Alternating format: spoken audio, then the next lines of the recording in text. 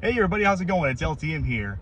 I am not at my usual Cinemark today. I am at the Hall Cinema 7, as you can see. And I'm going to go and watch RenField. The reason why I'm at this theater is because this is a very old theater.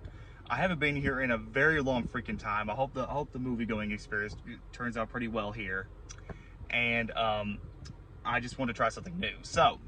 But before I get out of here, I want to let you guys know I love Dracula. I love the Dracula legend. I do know that we have two Dracula movies coming out this year. One of them was RenField, and the one was called The Last Voyage of the Demeter, which saw the trailer for it. Looks awesome and scary. Now, when it comes to RenField, this is more connected to his assistant in the old movie. And I also heard a rumor that this is supposed to be a spiritual successor or sequel to the 1931 film, literally titled Dracula. So I'm really looking forward to this movie.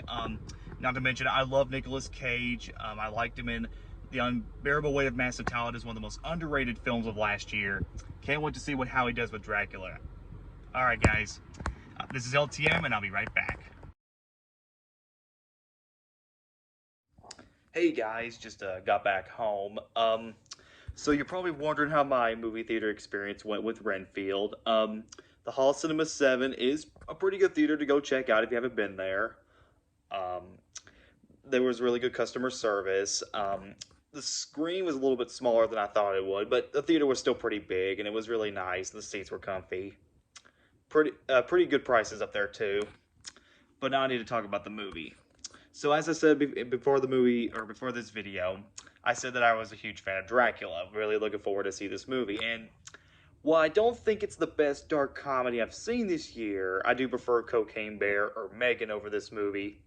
I do think this is a good rendition, and it's a really good take on the Dracula legend.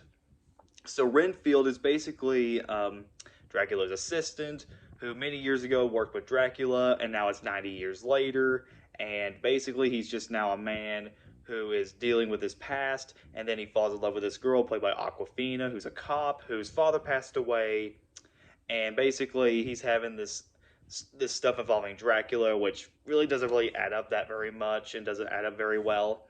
And it's just him trying to stop Dracula before he starts killing everybody with all these murders and everything. Let me just get the negatives out of the way first.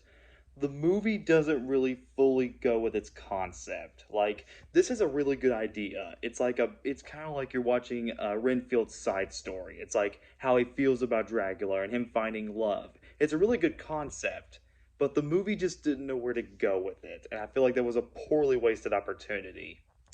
Um, the pacing is a little off sometimes too, like maybe a little too fast paced. Some scenes are too slow, and some scenes feel a little too fast paced. But with that said, though, usually the fast pace is usually when they're fighting and doing all these action sequences. It's really good to see. But the movie the movie just had a weak plot to me as well. I just didn't care for the plot. With that said, the good stuff. The performances are really spot on in this film. Nicolas Cage steals this movie as Dracula. The main character, I forgot the guy who plays Renfield, is not bad, but maybe a little too nice, maybe a little too playing with the audience, a little too old school, but he does fine.